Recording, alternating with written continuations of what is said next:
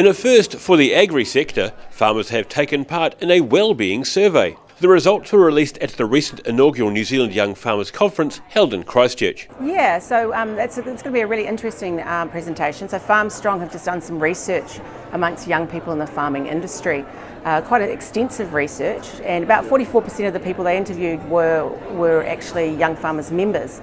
Nearly 1,000 farmers under 35 were surveyed by the Farm Strong group. Coppersmith says the findings show belonging to organisations like Young Farmers help people to feel part of a team. But what it identified was how much of an issue it is for young people, mental health issues and coping with some of the things that come their way and resilience and so on.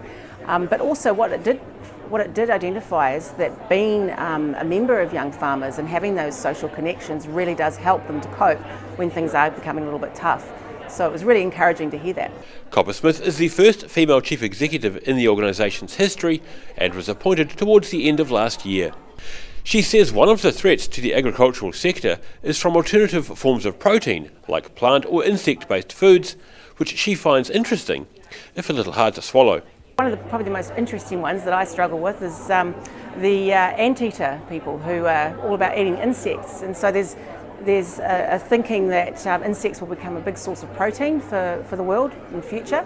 They're low impact on the environment, and they can be ground up and put into all sorts of things. So they'll be talking a little bit about some of the innovations in that space. Stock events were held outside, with sheep and alpaca being on the menu, as cattle were still absent due to Mycoplasma bovis. In Canterbury, the South Today.